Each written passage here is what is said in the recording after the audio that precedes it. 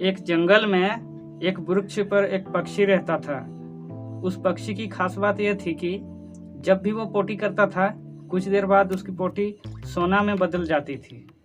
एक दिन एक शिकारी उस जंगल से गुजर रहा था। वो पक्षी एक पेड़ पर बैठा था।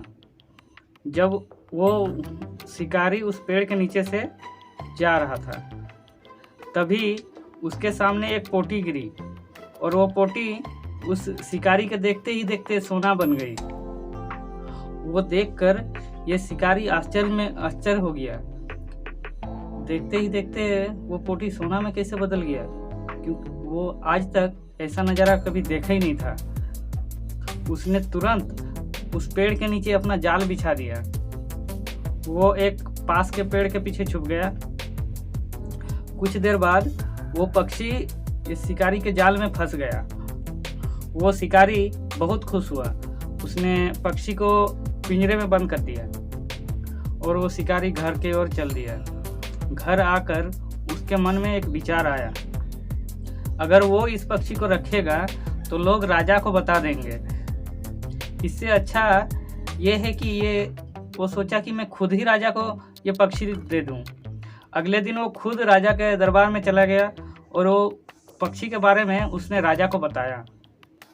जब राजा को पता चला कि इस पक्षी की पोटी कुछ देर बाद सोना बन जाती है, ये सुनकर राजा बहुत खुश हुआ। राजा के एक मंत्री ने राजा से कहा, आप बेकार में इतना खुश हो रहे हैं, आप खुद ही सोचिए ऐसा कैसे हो सकता है। मेरी मानिए तो इस पक्षी को आप पिंजरे से आज़ाद कर दीजिए। बेकार में पक्षी को पिंजरे में रख के कोई फायदा नहीं है। राजा ने मंत्री की बात मानकर उस पक्षी को पिंजरे से आज़ाद करने का हुक्म दिया और पक्षी को पिंजरे से आज़ाद कर दिया गया। पक्षी ने पिंजरे से जैसे ही बाहर निकला और उड़ते हुए जाने लगा, तब वहाँ पर उसने पोटी कर दी। कुछ देर बाद वो पोटी सोना में बदल गया। तब उस पक्षी ने कहा, पहले तो मैं मूर्ख था, इसलिए इस शिकारी के जाल में फंस गया। फिर शिकारी मूर्ख था जो राजा के डर के कारण मुझे राजा को सौंप दिया। अब राजा भी मूर्ख निकला जो उसने अपने मंत्री की बात मानकर मुझे पिंजरे से आज़ाद कर दिया। आप सब लोग मूर्ख हैं जो बिना सोचे समझे फैसले ले रहे हैं। फैसला लेने से पहले थोड़ा सोच लीजिए। जो मैंने बात हुआ है उसको परीक्षा कर लीजिए उसका।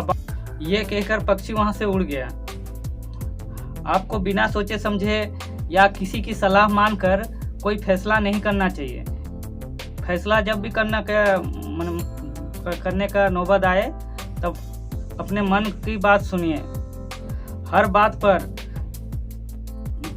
अच्छा से विचार करके फैसला करना चाहिए। अगर आप उन बातों या परिस्थिति की वजह से चिंतित हो जाते हैं जो आपके नियंत्रण में नहीं है, इसका परिणाम समय की बर्बादी एवं पछतावा है।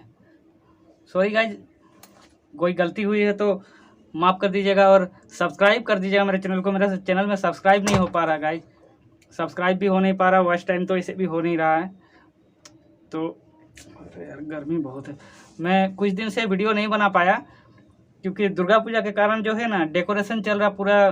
परसों डे पूरा जमशेदपुर में डेकोरेशन चल रहा है, तो डेकोरेशन के लिए हमारा पावर जो है बहुत ज़्यादा ही कट रहा है।